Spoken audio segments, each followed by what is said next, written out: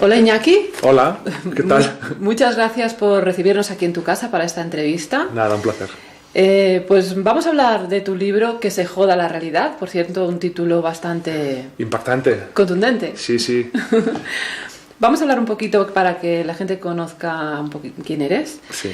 Naces en Bilbao, realizas tus estudios de medicina y cirugía en la Universidad de Lejona. Sí. Te instalas en Madrid en el año 98 y allí realizas tu especialización en psiquiatría en el Hospital 12 de Octubre. Exactamente. Sí. Es en ese hospital donde comienzas tu actividad profesional. Te has especializado como terapeuta de familia también, Sí. De pareja y en psicoterapia psicoanalítica. También has cursado cursos sobre programación neurolingüística, te has formado, mejor dicho, en programación neurolingüística, hipnosis ericksoniana, que no sé bien qué es. ¿Cuántas cosas? Sí. Me ha dado tiempo a hacer. Sí, sí. En terapia breve estratégica y en formación en coaching. Sí. Has sido responsable del Hospital de Día y del programa ambulatorio para pacientes con trastorno límite de personalidad del Hospital Gregorio Marañón de Madrid. Sí. Y tu último libro es Si sin embargo te quiero. Sí. Pero hoy vamos a presentar el libro que hablábamos, Que se joda la realidad, de la editorial Sirio, en el que recoges casos bastante sorprendentes que has vivido en el desarrollo de tu profesión. Así es, ¿no? así es. Aprovechas sobre todo para reflexionar sobre el funcionamiento de la mente humana. Sí. Pero y doy fe de ello, en el libro hay historias divertidas, trágicas, pero sobre todo muy amenas y contando desde un punto de vista emocional importante, Sí. engancha realmente. Yo te quería preguntar si sigues sorprendiéndote aún con algunos de los casos que sigues viviendo. Yo creo que lo que tiene de bueno la profesión mía, ¿no? de psicoterapeuta en general, ¿no? Tocamos la parte más psiquiátrica o más terapéutica, ¿no? Más psicológica, es que estás todo el día con personas y con historias. Y entonces, hasta ahora, te puedo decir que no me he aburrido, ¿no? Siempre hay alguna cosa sorprendente, nueva, ¿no? O curiosa que te hace aprender un poco más del funcionamiento de la mente, ¿no? De la psicología humana. Y es una cosa, yo creo que de lo que más atractivo, ¿no? de mi profesión. Porque tú decides la especialización en psiquiatría a raíz de un profesor, ¿no? Que a veces siempre... Sí, hay. Bueno, sí, esto es una historia muy, muy personal y le voy a nombrar a él, que igual quizá un día lea o vea este vídeo, ¿no? Es Koldo Totorica, es profesor de psiquiatría de la Universidad del País Vasco. Y entonces yo no habíamos dado psiquiatría hasta quinto de carrera. Y la cuestión es que yo me debatía entre hacer pediatría, que me gustaban mucho los niños, cirugía, estaba un poco, ginecología también me gustaba, estaba un poco ahí dudando, ¿no? Hasta que en quinto entra el profesor por la puerta, entra el profesor Totorica por la puerta y entonces dice de repente: aquí no estáis para aprender nada, estáis para desaprender. Y yo digo, ahí va, qué sorprendente, qué manera, ¿no? Más curiosa de presentar, ¿no? Y empieza a hablar de Freud, de los delirios, de las pasiones, de la mente, ¿no? Las alucinaciones, ¿no? Las relaciones personales, ¿no? De toda la psicología y tal. Y entonces yo en ese momento ya supe inmediatamente que dije, yo voy a ser psiquiatra, no me queda otro remedio. Muy bien. Y así fue. ¿Cómo surgió el libro, Iñaki? Y sobre todo, ¿cómo surgió el título? Bueno, el título habrá que echarle la culpa o el acierto a Antonio López, el editor. Sí. De la editorial Sirio, al que le tengo muchísimo cariño y le mando un fuerte abrazo desde aquí, porque yo le había llamado originalmente Que se fastidie la realidad. Vale. Y me dijo Antonio: Iñaki, tú escribes muy bien, pero de marketing no tienes ni idea, así que te voy a cambiar el título a Que se joda la realidad, ¿no? Más impactante y más así, no llamativo para el marketing. Y el libro surge de una manera muy, muy curiosa, porque un día estoy con un amigo, nunca me había planteado quizá escribir, ¿no? Estas historias, pero un día estoy con un amigo y me dice: Iñaki, ¿sabes esa historia de este paciente que va a la urgencia y le pasa esto y lo otro? Y me cuenta una anécdota divertida, esas que hay tantas, ¿no? En nuestro trabajo. Y le digo, qué buena historia. Y dice: ¿quién te la contó? Y me dijiste: ¿me la contaste tú? Ni la recordabas. Y digo, ahí va, si no me acordaba esa historia, ¿no? Es como decir, bueno, digo, claro, pasan tantas cosas, ¿no? Que algunas se van perdiendo ahí un poco en el olvido. Y dije, no puede ser que anécdotas como esta, que son, no sé, inspiradoras, bonitas o divertidas, ¿no? Se queden en el olvido. Y entonces me planteé recopilar las más impactantes, sorprendentes o ¿no? aleccionadoras, lo que sea, y empezar a escribirlas. Y entonces ahí surge un poco mi empeño en recopilar historias de pacientes, ¿no? para todos. Fantástico. ¿Y cuáles son los problemas más frecuentes a los que te enfrentas diariamente en la consulta? Ahora estás en la privada, ¿no? Sí, sí. ¿O que te has encontrado? Bueno, claro, fíjate, yo he trabajado en 2 hospitales públicos generales, de estos gigantescos de la Comunidad de Madrid, como son el 12 de Octubre y el Gregorio Marañón. Imagínate, he hecho cientos de guardias Y entonces te encuentras con los casos más peregrinos y más rocambolescos que te puedes imaginar. Difíciles, ¿no? algunos, difíciles, situaciones también, hombre, trágicas o duras, ¿no?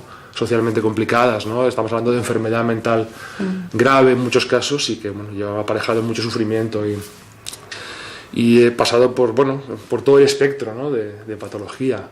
Ahora quizá que me dedico más al ámbito privado, la verdad que la patología es quizá algo menor y más amable también si quieres, ¿no? Y se puede hacer otro tipo de trabajo. Así que bueno, puedes elegir de todo el espectro lo que tú quieras, porque te puedo contar seguramente historias de todo tipo. Pues vamos a hablar de algunas de las historias que claro. aparecen. En total son 19 historias, ¿no? Sí. Hemos de decir que has utilizado en algunos casos nombres reales, pero no, siempre con el consentimiento, ¿no? Sí, los pacientes sí. o los familiares, pero en otros casos has puesto casi te diría que en la mayoría están modificados tanto el nombre como las características, ¿no? Vale. Puede decir que tenía tal profesión, pero era otra profesión, o que tenía un hermano y era una hermana, etcétera. No puedo cambiar. Vale. Incluso a veces pues datos como la edad o el sexo en algún momento, ¿no? Para evitar identificarles. Pero como pongo en el prólogo del libro, cuando he pedido permiso para, ¿no? Porque algunos de los pacientes a los que trataba estaban conmigo cuando escribí la historia, ¿no? Ajá. Y les contaba, te he escrito una historia. He escrito una historia sobre ti, ¿no? Sí. Y, pues déjamela. Y la dabas a leer y tal. Se la daba a leer y tal. Y me daban permiso casi todos, para decirme, pon mi nombre si quieres, el nombre real, ¿no? Como con orgullo decían, pon el nombre, ¿no? Muy bien. Sí, sí. Pues mira, vamos a empezar por la primera historia, que es la de Arturo, porque nos da pie a hablar de los brotes psicóticos, ¿no? Porque es cuando pierdes contacto con la realidad, sí. Crees cosas que no son ciertas y oyes también, ¿no? O sí, oyes cosas que no existen. Exacto, que no ves. exacto. De la noche a la mañana, Iñaki, ¿se puede perder la razón como el protagonista de esta historia, parece? No. Siempre una primera vez por un brote psicótico. Claro, bueno, yo relato un poco un proceso bastante típico sí. de un brote psicótico en un chico joven, ¿no? Que es la edad en la que suele aparecer este tipo de trastornos, ¿no? Y aunque durante la lectura uno no se va dando cuenta, pero hay matices que a los ojos de un profesional se van dando cuenta de que este chico está, ¿no? empezando a perder el contacto con la realidad. El origen de los brotes psicóticos, hay una parte genética, hay una parte ambiental, en fin, hay una serie de características que lo determinan. ¿Hereditaria también? Hay una parte hereditaria, exacto. Hay otra parte genética. Y otra parte también pueden influir, por ejemplo, drogas o otro tipo de sustancias, ¿no? que pueden favorecer que... perdón. Por ejemplo, brote psicótico, ¿no? Y la psicosis es un poco la locura clásica, ¿no? Cuando uno desconecta de la realidad y empieza a escuchar voces que no están o a creer cosas, los famosos delirios, ¿no? A lo Don Quijote, ¿no? Sí. Que no son ciertas. Los delirios místicos también. Sí, por ejemplo, ¿no? Mucha gente de creerse que uno es Dios o que tiene poderes o, en fin, que está enviado para alguna misión especial, ¿no? O, como en el caso de Arturo, que le empiezan a perseguir. Empieza a haber señales a su alrededor de que está siendo espiado o perseguido por alguien que le quiere hacer daño, ¿no? Que es uno de los delirios más típicos de persecución, ¿no? Y entonces vemos como poco a poco, con pequeñas casualidades, él va uniendo en su mente, sin ningún motivo claro, se hace una película y digamos que ahí destalla, ¿no? Brota ese cuadro psicótico que le lleva a, bueno, pues tener que ir a la urgencia, y es donde el protagonista psiquiatra de la novela, del libro de relatos, que soy yo mismo proyectado un poco más mayor, ¿no? Lo conoce, ¿no? Y ahí es la primera historia, que es un poquito impactante quizá, ¿no? Como primera historia, pero que ya te llama la atención y que yo creo que te atrapa bien. De todas maneras, bueno, en el caso del protagonista de la primera historia, no sé si también esto es normal en otras personas con brote psicótico, siempre buscan un elemento o varios elementos que los anclan a esa realidad. En el caso de Arturo es una furgoneta, ¿no? Que parece que está ahí, que realmente está ahí. Sí.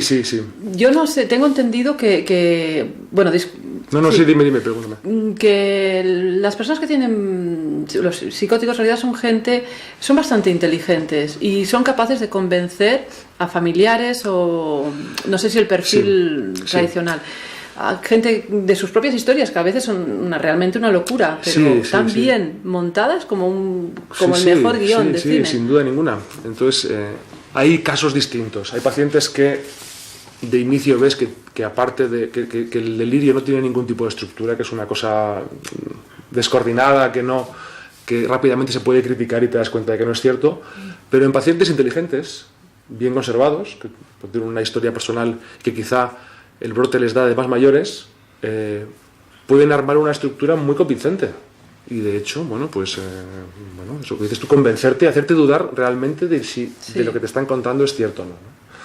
Pero suele empezar ya a manifestarse de jóvenes, en realidad. La edad típica de los brotes psicóticos es más de adolescentes jóvenes, que es el caso que describo aquí. Aunque a partir de los 30 años, que estamos tú y yo protegidos, ¿no? Es más difícil volverse loco, entre comillas, ¿no? Tener un brote psicótico.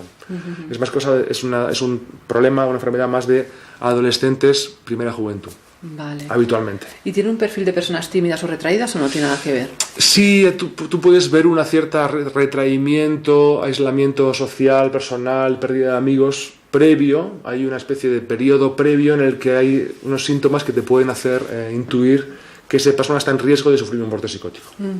Sí.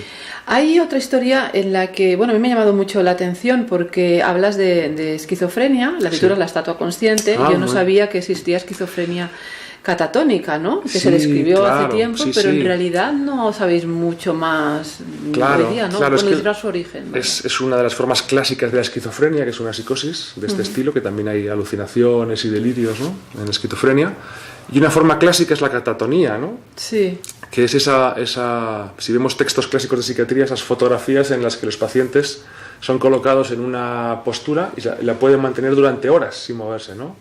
Y durante ese tiempo no comen, no hablan, no hablan, no pueden estar completamente paralizados durante muchísimo tiempo. Y hay que darles de comer, etcétera, ¿no? ¿Días, Iñaki, o horas? Incluso, pero lo que pasa es que esto era cuando no existían las medicaciones, ¿no? Entonces, claro, al existir tratamiento farmacológico ahora, y todo tipo de tratamientos, digamos, esa evolución tan grave de la enfermedad esquizofrénica se ha cortado y ahora rara vez vemos cuadros como aquellos de principio del siglo, ¿no? De XX, ¿no? En las que podría permanecer quieto un paciente mirando por la ventana o en una posición distinta durante muchas horas, ¿no?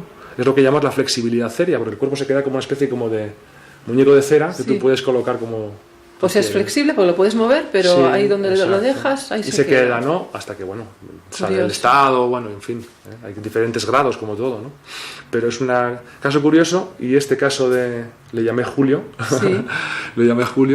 pues es un caso muy curioso porque yo lo viví en primera persona, este caso, ¿no? Y pues es verdad que parece como que es un muñeco inerte que no escucha, no siente ni padece, pero que percibe todo lo que sucede alrededor. Y el psiquiatra que le trata en ese momento no le trata demasiado bien, y cuando sale por fin de su letargo, de su estado catatónico, se lo hace saber y le dicen: no me has tratado bien y me he sentido mal. Porque él lo ha escuchado y lo ha visto todo. Esta segunda historia que sale del relato de Julio me da pie para preguntarte, quiero decir, la del médico joven, ¿eh? Sí. Que mete la pata, digamos, de alguna manera, ¿no? Llevado por la inexperiencia, o por la inexperiencia de los primeros años, ¿no? No vamos a preguntar quién es este médico, y tal vez un poco arrogancia, ¿no? De los primeros. Claro. Me da pie para preguntarte por si hemos de humanizar más la medicina. Dejando aparte la historia del médico, ¿no? Joven, es que yo creo que generalmente los psiquiatras, psicólogos, ¿no? Que nos dedicamos a dar personas, en general debemos tener una cierta empatía para poder funcionar con personas que están pasándolo mal. Todos los médicos en general, ¿no? Quizá, no sé si los psiquiatras en particular, poder dominar un poco la capacidad de empatía, ¿no? Porque al final también nuestra herramienta muchas veces somos nosotros mismos, ¿no? Si tú eres una persona fría, poco empática, rígida, en fin, que no te adaptas a las necesidades o puedes, ¿no?, acompañar en el sufrimiento a otra persona, pues no lo vas a hacer muy bien, inevitablemente, aunque manejes los fármacos divinamente y tengas otro tipo de técnicas, pero es que necesitas de tu capacidad para conectar con otra persona. Es que saberse escuchado, supongo, un paciente, y saberse... Ya tienes la mitad ganado con eso, ¿no? Sí, ¿verdad? Sí. Y hablando de lo novato, ¿no?, de ser novato, decía Fritz Perls, un famoso terapeuta gestáltico, que decía: si pudiera volver a ver al primer paciente que traté cuando era joven, iría corriendo a pedirle perdón. Claro. Es que es normal, ¿no? Bueno, eso le pasa en todas las profesiones. Nos pasa a todos, ¿no? Y es verdad que uno piensa lo que hacía cuando era más novato y decía: madre mía. Pero claro, los médicos tenéis personas entrenadas, claro. y entonces trataría de hacerlo de otra manera muy diferente, ¿no? Pero es lógico, la experiencia te da mucho más sabiduría, ¿no? Hay dos casos que me han llamado mucho la atención. Uno es el de Francisco, que subtitulas El Simple. Ah, sí. Porque cuenta... A ver, él llega, como vosotros, ¿no?, al hospital de día con graves lesiones neurológicas causadas por las drogas, por adicciones. Antes parecía un chico, pues bien, ¿no? Sí, sí. Entonces le diagnosticáis afasia global, ¿no? No exactamente. No. Lo que pasa es que yo hago un paralelismo con los afásicos globales, ¿no? Que vale, son... ¿Él qué es lo que tiene? ¿Cuál es su...? Él tiene lesiones neurológicas que le producen un cierto deterioro cognitivo. Vale. Y entonces por eso lo de simple, ¿no? Es un chico muy básico, muy simple, con poca capacidad analítica de las cosas, racionalmente, o digamos, ¿no?, así, de esta forma, pero es capaz de intuir lo que hay detrás de las cosas, ¿no? Al no quedarse en los detalles, es como que capta el bosque detrás de los árboles, ¿no? Sí, es como si las palabras igualmente, el significado no se entiende, pero en cambio el gesto, el tono que hay detrás, porque la comunicación no verbal es importante también. Él empatiza totalmente, incluso en sesiones de terapia. Exacto. Antes que vosotros, los terapeutas. Claro. Los médicos. Entonces, donde tú te puedes perder en detalles o cosas concretas que te pueden despistar de un paciente, Francisco era capaz de leer un poco detrás de lo que había, ¿no? Del sentimiento que había detrás de ese discurso, por ejemplo, ¿no? Y podías decir, no, estoy muy contento de estar así porque me va todo muy bien, y él te decía, no, pero yo te noto triste detrás de todo eso, ¿no? Era capaz de leer un poco el sentimiento detrás, ¿no? O sea que, a pesar de haber perdido por las lesiones esta capacidad cognitiva, en cambio se había fomentado otras capacidades. Sí, había desvelado un poco esa capacidad, ¿no? Los afásicos son capaces de escuchar, pero no entienden el significado de las palabras. No son capaces de descifrarlo porque han perdido esa capacidad por una lesión neurológica, ¿no? Y entonces se basan en la energía que transmite, ¿no? En la comunicación no verbal de esa persona, ¿no? Para entender el contexto de lo que me están diciendo, ¿no? Y entonces de alguna manera comparo a los afásicos con Francisco, ¿no? Esa capacidad de leer detrás de las palabras, ¿no? Que a veces nos despistan y nos pierden. Claro. ¿Hay algún caso de la literatura médica que, en el mismo tema de afasia global o de afasia en concreto, que a ti te llame la atención y quieras mencionar porque la hayas, quiero decir, alguna anécdota dentro de los libros de literatura médica? Hay Oliver Sacks, que es un neurólogo americano muy conocido, que escribió un texto que se llama El hombre que confundía a su mujer con un sombrero. Y que de alguna manera, pues bueno, me baso, ¿no?, en la forma de estructurar los relatos, ¿no? Como él hace relatos neurológicos, ¿no?, de pacientes neurológicos. Y escribe un relato sobre afasia global, los afásicos globales. Y dice que él estaba en su hospital en Nueva York o donde trabajara, ¿no? Y entonces empieza a oír un montón de risas en la sala de enfermos. Y se va por allí y estaban ahí 2 o 3 afásicos globales viendo la televisión. Y dice, bueno, que era tanta gracia si no pueden entender las palabras, ¿no? Porque tienen este problema neurológico. Y era un discurso del presidente americano, que no sé, era Ronald Reagan, que estaba contando cualquier cosa, pero un discurso político, de propaganda, lo que fuera. Y ellos se reían porque eran capaces de leer detrás que estaba contando una película completamente falsa, digamos, ¿no? Vale. Entonces cuenta esa anécdota diciendo, ¿no?, cómo son capaces de interpretar lo que hay detrás de las palabras, ¿no? No se dejan engatusar con un discurso. Fácilmente. ¿No? Bueno, eso está bien. Curioso, ¿verdad? Hay un caso que titulas Cristina la Rara, que es un caso muy curioso porque te traía loco todos los síntomas que traía, tan diversos, porque de diversas patologías. De hecho no sabía si encasillarla como neurosis, ansiedad, esquizofrenia, bipolar, bulimia o también anorexia, porque ella vomitaba, ¿no? Pero también se ría sin motivo, se autolesionaba. Hacía lesiones, exacto. ¿Recuerdas el caso? ¿No? Sí, me acuerdo. Problemas de coordinación. ¿Qué le pasaba a Cristina? Pues le pasaba que se encontraba mal y no sabía cómo expresar su malestar. Y uno a veces busca maneras de expresar que se encuentra mal. A veces uno no tiene recursos para pedir ayuda y decir, oye, mira, me siento mal, por favor, ayudadme de esta manera. Tenía también un entorno familiar un poco quizás desestructurado que no invitaba, ¿no?, a poder hacer... ¿Aislarse puede? Aislarse y bueno, y que a veces uno no tiene los recursos porque no está educado en esa, ¿no?, forma de actuar o su entorno no lo favorece, ¿no?, que uno pueda pedir ayuda, ¿no? Nosotros te duele algo y dices, bueno, pues tendré que ir al médico a que me mire, ¿no?, esto, ¿no? Pero a veces no es tan sencillo. O a veces lo que te pasa no lo llegas a comprender, ¿no? Un malestar psicológico que no sabes lo que es, ¿no? Y Cristina buscó la manera de pedir ayuda, ¿no? Pues entre comillas inventando síntomas, ¿no? O pudiendo mostrar síntomas tan extraños pero que al final eran una forma de llamar De atención. llamar la ¿no? atención, porque ya la persona tiene una enfermedad mental en realidad, ¿no? ¿Y cómo os disteis cuenta? ¿Os lo dijo ella misma? Bueno, no sé cómo lo describo en el libro, pero en una de las entrevistas, cuando ya hicimos tratamiento con ella durante unos meses en el hospital de día, y yo creo que en el hospital de día, que es un entorno terapéutico la verdad que muy intenso y uno puede crecer mucho en poco tiempo, se crean vínculos y relaciones muy potentes, ¿no? Es todo enfocado a crecer y a mejorar. Solo con eso yo creo que al verse arropada, comprendida, escuchada, ¿no? Y que la gente se preocupara por ella, ya mejoró muchísimo, ¿no? Y estuvo un tiempo y se marchó. Y recuerdo que volvió guapísima al tiempo, a los meses, a saludar, pasaba por allí, pasó a saludar. Y entonces dijo ella, sinceramente, muchas de estas cosas yo las sacaba de internet, que decir, estos síntomas casi me los inventaba, los copiaba, ¿no? Porque no sabía cómo hacerlo, tampoco de una manera consciente, ¿no? Por hacer daño o engañar, sino como una forma de poder expresar lo que le pasaba, ¿no? Y por cierto, Iñaki, ¿qué es la dismorfofobia? La dismorfofobia es No es muy habitual, ¿no? No, es una idea que tú ves un defecto físico en ti que por mucho que lo quieras corregir, siempre acaba estando ahí, ¿no? Entonces yo me obsesiono con que tengo las orejas de soplillo y por mucho que tú me digas, Iñaki, ¿no? Que tú tienes las orejas bien, ¿no? Ahí están ahí bien colocadas, yo me miro y me remiro y no puedo evitar pensar que eso está mal. Y me puede llevar a operaciones quirúrgicas y un montón de cosas, ¿no? Entonces esto enlaza un poco con la anorexia, porque las anorexias por mucho Claro, las anoréxicas tienen también una parte de dismorfofobia, que es que por mucho que adelgacen siguen viéndose gordas, ¿no? Tengo las caderas todavía anchas, etcétera, ¿no? Es uno de los síntomas de la anorexia nerviosa. También te has encontrado durante tu práctica clínica, supongo, con gente con bastantes pensamientos suicidas, ¿no? Bueno, hay una historia que en tu libro es una depresión reactiva, ¿no? A causa de un desamor. ¿Crees que no concedemos la suficiente importancia en general, hablo a nivel de sociedad, a la depresión? Porque una sensación, porque es una tristeza, ya se le pasará, y en cambio puede tener consecuencias fatales, como el protagonista.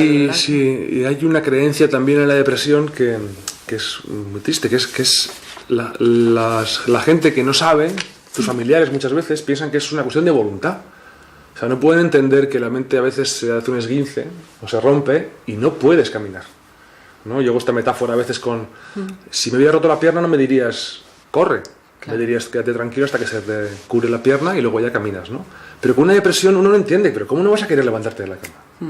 Pero ¿qué dices si todo va bien? ¿Cómo vas a estar triste, no? O sea, que además se añade la culpabilidad a lo mejor. Claro, eso hace que muchas veces un familiar o una pareja queriendo ayudar, a veces coloca en una situación más complicada a la persona que sufre de depresión, ¿no? Cuando hay que hacer lo contrario, hay que dejar un tiempo que la medicación, el tratamiento haga efecto y poco a poco acompañarle, cuando él va teniendo ya fuerzas para salir de ahí, ¿no? Y sí es verdad que a veces esto no se entiende, no se puede culpar a la gente tampoco a veces. No lo entiende, si no lo ha sufrido. Claro. Pero es habitual, que pase esto, no es comprendido el paciente con depresión. No, y esto pues puede ser un problema, claro, añadido a la propia depresión en sí. Claro. Hay una historia que me da pie a preguntarte, la titulas Victoria, la diabética adolescente, una persona con una vida pues como muy errática, pero en cambio es una persona entrañable, muy amorosa, ¿no? Encantadora. Sí, qué graciosa. Pero que se despreocupa totalmente de ella. Es cierto que hay personas que no quieren pensar mucho en su futuro, que es lo que le pasa de alguna manera, ¿no? Ella vive el día. Vive el día a día, sí. No planifica nada. Que por una parte tiene su sentido, tampoco tenemos que agobiarnos mucho en el futuro. Sí. Pero claro, en el caso de algunas personas, y es que el caso de Victoria, no tiene ningún sentido de la responsabilidad, ¿no? Supongo que ese es el problema real. Porque también tiene un hijo, ¿no? En algún momento no sale, ¿no? Y luego lo desatiende o lo da a un familiar. Pero esto ocurre, porque hay personas que, viven el día y... Bueno, no sé hasta qué punto, no sé bien el caso de Victoria, cuál sería la enfermedad mental. Yo voy relatando un poco la historia de Victoria, ¿no? Y claro, tú ves lo que va haciendo y te parece que es una chica que tiene 20 años. Una vida de una chica de 20 años que va, que viene, que no tiene muchas responsabilidades, etcétera, y luego te das cuenta de que tiene 50 o casi 50 años, que tiene un hijo mayor y que sigue viviendo la vida un poco, ¿no? Sin responsabilidad, ¿no? Y sin conciencia, no toma conciencia de que los actos tienen consecuencias, de que uno es diabética y tiene su diabetes completamente descontrolada, etcétera, ¿no? Y entonces la tuvimos un tiempo para tratar de aterrizarla, ¿no? Y decirle que tenía que bajar un poco a tierra y también tomar conciencia de eso para poder ser feliz ella y los que tiene alrededor. Porque en el fondo tampoco le hacía feliz, ¿no? Es una especie como de huida despreocupada, ¿no? ¿No? Entonces como voy avanzando por delante de mí misma, pensando que lo que hay atrás pues no me afecta y yo ya veré dónde voy, ¿no? Pero en el fondo también le hacía padecer, ¿no? Claro. Y bueno, es un caso gracioso porque cuenta anécdotas muy divertidas, yo creo que ella en su vida que tenía para... Bueno, una vida solo de libro. Sí. Los secretos escondidos pueden hacer mucho mal, ¿no? Pueden incluso llegarnos a enfermar. No sé si tú has podido ver en el ejercicio de tu profesión gente que no acepta la realidad, ¿no? De alguna manera y entonces se esconde... Bueno... camufla, disfraza un poco. Sí, es la forma de un poco autoengañarte, ¿no? Creer que eso no está ahí, meter el elefante ahí en un rincón de la habitación como y decir, bueno, pues no lo voy a mirar mucho a ver si desaparece, ¿no? Y no suele ser buena idea, no suele ser buena idea. Yo tampoco soy partidario de desmenuzar, ¿no? Todos los recuerdos, ¿no? Más al estilo psicoanalítico, ¿no? Que quizá rebuceada, ¿no? En la infancia, en los recuerdos y en muchas cosas. Y hay cosas que a veces tenemos que dejarlas ahí en una caja metidas y dejarlas ahí, ¿no? Pero siempre hay que primero mirarlas, ordenarlas un poco y luego quizá dejarlas, ¿no? Pero dejar las cosas sin trabajar e ignorarlas sabiendo que hacen ruido y que se repiten una y otra vez no suele ser buena idea en general. Claro. Hay una historia de Armando que es una persona que no acepta lo que tiene. ¿Vale? Y en este caso da igual la patología, el tema es que no quiere cooperar. ¿Qué hacéis cuando las personas no se dejan medicar? Porque a lo mejor hasta cierto punto bueno, también depende, desde luego hay patologías que necesitan medicarse, pero bueno, ¿no se abusa también un poco a veces? Sí, yo no te voy a decir que se abusa muchísimo de la medicación, ¿eh? Y además que hay una tendencia que, bueno, que la medicación es la panacea para todo y la píldora, ¿recuerdas con el Prozac en los años 90? ¿No? La píldora de la felicidad, la vendían de maravilla, no es ninguna píldora de felicidad, pero casi como que, bueno, pues, ¿no? Fantástico, pues me lo voy a tomar yo también, ¿no? Hay mucha presión por parte de las farmacéuticas para medicar cada vez más y se psiquiatrizan a veces situaciones que no son nada anormales, ¿no? Y acabamos dando medicación a personas que simplemente sufren un proceso, por ejemplo, de duelo. Claro, la tristeza está bien que se sienta, claro, tienes que tomar algo, que sienta la tristeza. Y que se pase, ya está, exactamente, ¿no? Ayer visité a una mujer a su domicilio, no podía salir de casa, estaba un poco mala y ha fallecido su marido y estaba triste. Claro.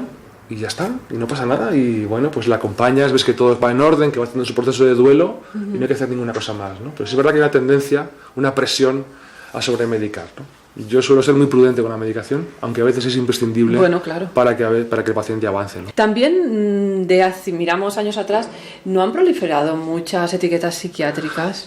Completamente. Vamos, en fin, la fobia social. O sea, tú lees los criterios de fobia social y es que tú y yo somos fóbicos. Bueno, tú no, que eres periodista y te pones mucho delante de la cámara. Bueno, dejaremos ahí. Pero date cuenta que se me seca la boca cuando estoy hablando, me pongo un poco nervioso, no sé qué y tal, ya... Pero esto es humano, ¿no? Claro. Pero ya te diagnostican fobia. Cuando das una charla estás nervioso. O el pánico escénico. El pánico escénico un poco, ¿no? Entonces de repente ya es una patología que tratar, ¿no? Y es verdad que se psiquiatrizan situaciones, o un niño, ¿no? Que a veces puede estar una temporada muy negativista, un adolescente, síndrome oposicionista, no sé qué. O ahora tan manido, ¿no? El trastorno por déficit de atención e hiperactividad, ¿no?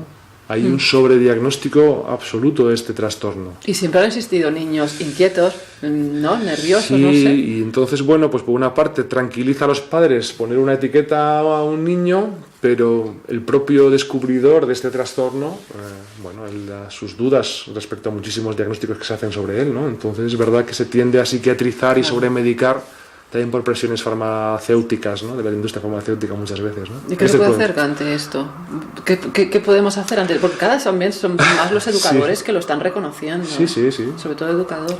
Pues saberlo y ser muy prudente y explicar muy bien las cosas y tratar otro tipo de estrategias, ¿no? Antes que dar la pastilla.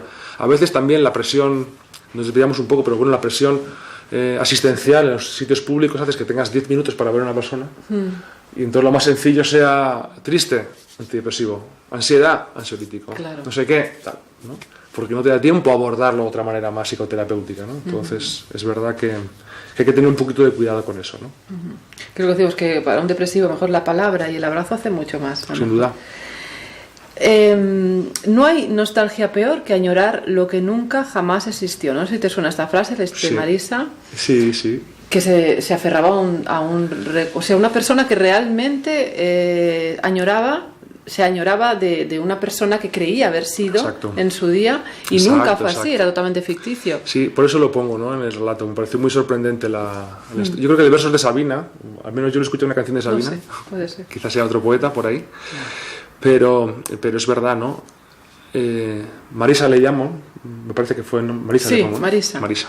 Como cambio los nombres, Marisa, es verdad, ¿no? A veces ella estaba muy afectada, ¿no? Pensando que su vida se iba al desastre y que, en fin, no tenían futuro y en fin, se encontraba muy mal, porque se comparaba con, fíjese doctor, yo, con lo que he sido, tenía una vida activísima, viajaba muchísimo, tenía muchos amigos, no sé qué, no sé cuántos, y de alguna manera, claro, eso hacía, al compararse con esa persona que había sido supuestamente, le costara mucho, ¿no?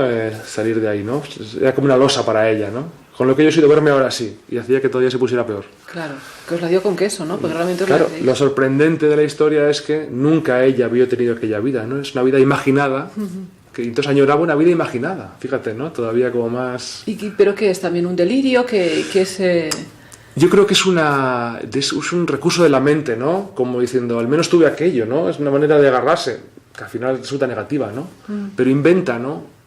O modifica un pasado para hacerlo muchísimo más perfecto de lo que había sido, como para también de alguna manera le servía para agarrarse a ese recuerdo y decir, pero bueno, aunque estoy mal ahora, tuve aquello, ¿no? Fíjate qué mecanismo, ¿no? Cómo es la mente a veces, ¿no? Que nos hace esas trampas, ¿no? Sí. Que por una parte a veces sirven, fantasear o imaginar cosas, pero a veces te pueden suponer una losa, ¿no? Para tu vida, ¿no? Para el futuro. ¿Los paranoicos, Iñaki, pueden ser pacientes peligrosos? Sí. ¿Dentro de la tipología puede que los que más? Sí, sí. Vamos a ver. Los pacientes mentales, en general, no son más agresivos que la población general. Vale, o sea, es hay la un poco personalidad, mito, vale. hay un poco mito en esto, porque claro, los locos, los paranoicos, los delirantes, ¿no? Un poco Sí. todo esto, esquizofrénicos y todo, ¿no? Así. Se piensa que pueden ser más agresivos y no lo son.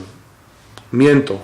Hay un poquito de porcentaje un poco mayor, pero para nada es lo que la población general piensa. Entonces, una persona normal puede ser tan agresiva o más que cualquier enfermo mental, ¿vale? Entonces, bueno, partiendo de esa base, pero sí es verdad que los paranoicos, al sentir que su vida está en peligro, que les persiguen o, por ejemplo, pueden revolverse y actuar como si eso fuera cierto, ¿no? Y defenderse y atacar o golpear, etcétera, ¿no? O, por ejemplo, un celo típico. Una persona que piensa que su mujer está siendo infiel constantemente, pues está en el origen de algunas de las maltratos y violencia de género. Te comento esto de los pacientes peligrosos porque Sí. sé que en el hospital tenéis un protocolo, se suelen tener, vaya, al Sí. menos en hospitales, un protocolo de seguridad para casos de agresividad, Sí. incluso dentro del mismo despacho, ¿no? Sí, de sí, vuestro, sí. por si tenéis Así que es, así es. escapar.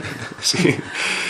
Yo te diré que llevo muchos años trabajando, no soy tan mayor, pero bueno, llevo ya unos años trabajando, ¿no? en esta profesión mía y nunca me ha pasado nada, nunca me ha pegado nadie. Me han escupido alguna vez, me han insultado alguna vez, pero Pecata minuta, ¿no? pero agredirme, pegarme, algo así, nunca he tenido esa... Pero puede pasar. Pasa. Entonces, claro, en los despachos es verdad que el despacho de psiquiatría tiene unas características un poco distintas, o debería tenerlas, al resto de despachos, ¿no? Porque es verdad que no hay objetos que se puedan lanzar o tal. Hay dos puertas Dos puertas, una delantera, para que, trasera. sí, para que, bueno, en un momento determinado, si hay una situación de riesgo o peligro, uno pueda salir con facilidad. Incluso hay unas, debería haber, generalmente lo hay, un botón, ¿no? Al lado de la mesa para llamar a seguridad si surgiera una circunstancia complicada dentro del despacho, ¿no?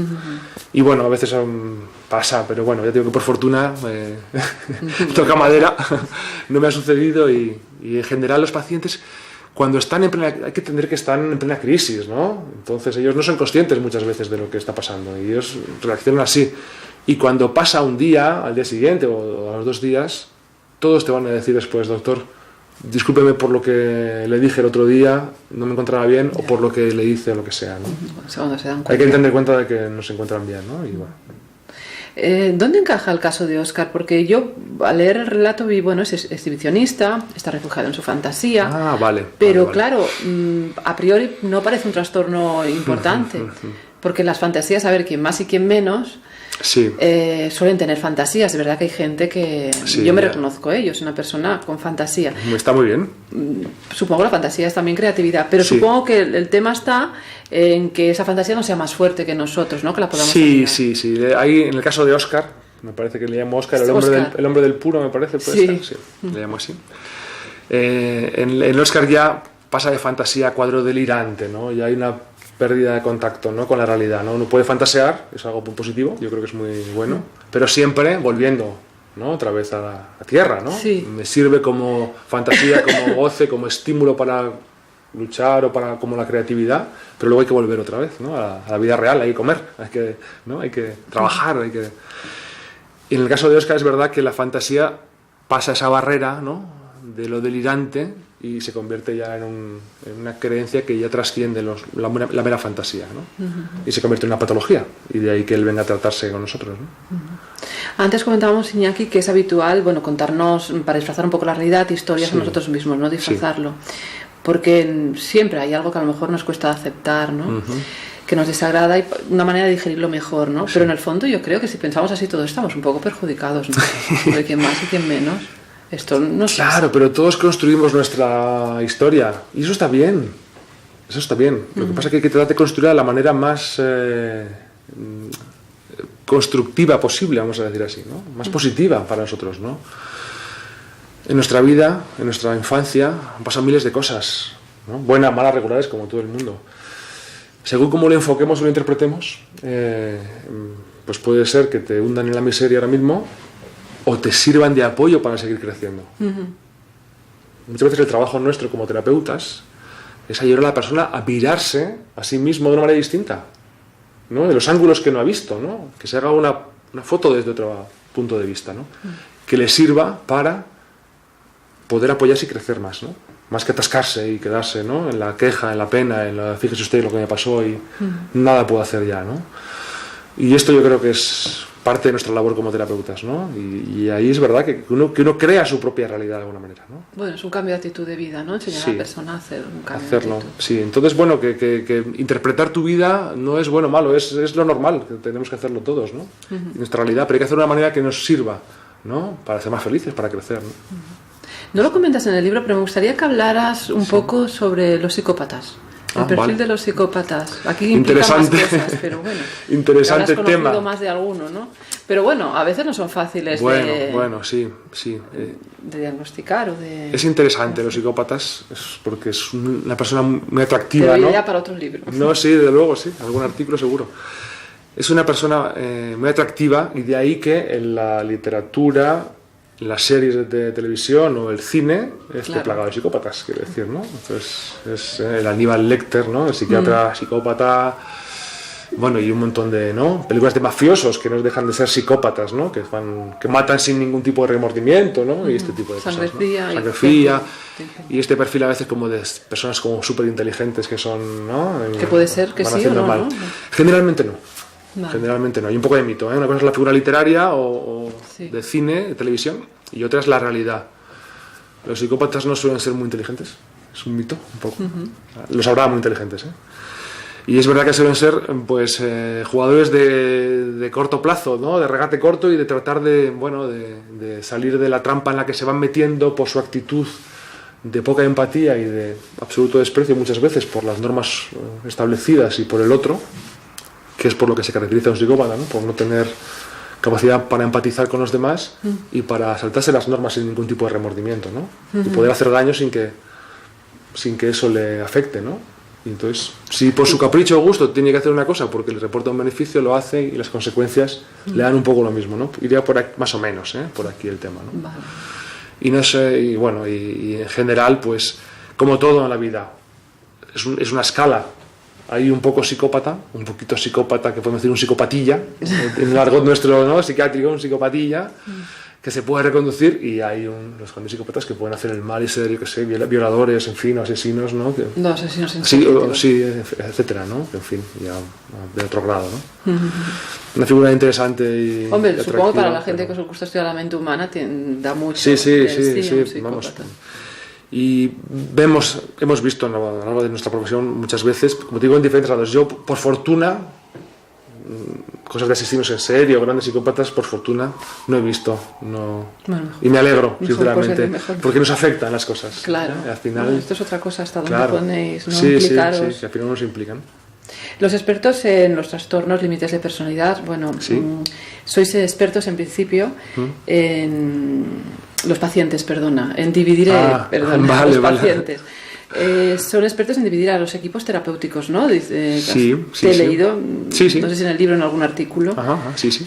Y bueno, llegan a crear bastante confusión, ¿no?, entre los equipos. Sí, hombre, el trastorno límite de personalidad o trastorno borderline es un trastorno que tiene cierto predicamento en la actualidad, ¿no? Es bastante... suena, ¿no? No sé si suena en los medios habitualmente y tal. Y es un trastorno de personalidad, lo que significa que son rasgos de carácter un poco disfuncionales que te hacen no adaptarte bien al entorno, a la sociedad, ¿no? Y llevarte a problemas. Y bueno, hay varios trastornos de personalidad y este es uno de ellos, ¿no? Y este se caracteriza por una dificultad para el control de las emociones, varían muchísimo las emociones de un momento a otro, para un control también de los vínculos afectivos. Hoy puedo ser tu mejor amigo y mañana te odio porque me has hecho una pequeña cosa y entonces ya te odio y no te quiero ver nunca más, ¿no? Ese tipo de cosas. Y también suelen tener gestos o actos suicidas, así como consumo impulsivo de drogas o relaciones sexuales también de riesgo, ¿no? Es un poco las características a grosso modo de un trastorno límite de personalidad. Y siempre están en el borde de las normas, la verdad, que los trastornos límite, y son complicados porque... sin causa, ¿no? Sí, un poco así si quieres, ¿no? Y son complicados de llevar porque pues son muy inestables y tú tienes que ser siempre la roca donde se puedan agarrar a ellos, ¿no? Y te ponen a prueba constantemente, te ponen siempre a una trampa para ver si caes, ¿no? Y entonces tú tienes que mantenerte siempre... Estoy muy cansado, pero merece la pena porque ellos, cuando ya por fin ven que tú pueden confiar en ti y que tú vas a estar ahí fijo aunque hagan alguna trastada, se porten mal o que me dan la pata y que tú vas a estar ahí para cuidarles y tratar de ayudar, entonces es cuando se te entregan y es mucho más fácil hacer, ¿no?, la terapia. Pero sí, te ponen mil trampas y te dicen una cosa a ti como papá y a mamá, ¿no? Te dicen a ti una cosa y al psicólogo otra y al terapeuta ocupacional otra, no sabes a quién ha dicho la verdad o la mentira, te acabas tú cabreando con tu compañero porque piensas que... Bueno, este tipo de... Pues al final es indagación para acabar descubriendo... Sí, ya ves, un poco así también, ¿no? Hay que ser muy sólido el equipo, o sea, digo yo que el psiquiatra o el terapeuta hay que ser sólido, pero todo el equipo tiene que estar muy coordinado para evitar este tipo de situaciones, Claro. Has lanzado una plataforma de consulta y terapia online que se llama menteenpositivo.com. Sí. No sé si es especialmente para hacerlo llegar a pacientes el tema de relaciones de pareja, ¿no?, en la cual ahora te estás haciendo experto. Sí. O también un poco cualquier trastorno. Tengo dos bloques, bueno, como sabes, porque sabes que tengo publicado algún otro libro sobre este tema. Hago mucha terapia de pareja y de familia. Y entonces, bueno, es verdad que he cuidado a los medios a hablar de este tema. Me han llamado para hablar de ello, ¿no? Y entonces en mi página menteenpositivo.com es una plataforma donde ofrezco consulta y terapia online, tanto a nivel individual como asesoría o consulta también para parejas, ¿no? Y la verdad que estoy muy contento porque te permite llegar a muchísima gente que está por ahí expatriada, desperdigada, ¿no?, por el mundo y que necesita a veces ayuda y no sabe bien cómo pedirla, y la forma online es una herramienta poderosísima que me tiene completamente enamorado porque... No sois muchos los que habéis... Bueno, supongo que habrá más, ¿no? Porque supongo que irá creciendo muchos años. Claro, en el mundo anglosajón ahí está un poco más difundido, pero aquí suena como un poco raro, pero la verdad que bueno, te encuentras situaciones en que te escribe alguien y de repente al día siguiente estás conectando y hablando con él, te cuentas una circunstancia, que puede ser una depresión menor, un cuadro de ansiedad, y que simplemente con contártelo y desahogarse ese rato y tú dar alguna pauta para tal, ya de pronto el 50% del sufrimiento desaparece, ¿no? Y que él está en otro país, no sabe cómo acceder. Está bien porque salva barreras geográficas. Claro, e idiomáticas, ¿no? Sí. Y entonces es una herramienta fantástica. Y también para muchas profesionales que por su trabajo, familia, hijos, etcétera, les es muy difícil mantener una cierta constancia para hacer un trabajo terapéutico, pues desde su casa con el ordenador, la pequeña webcam, Claro.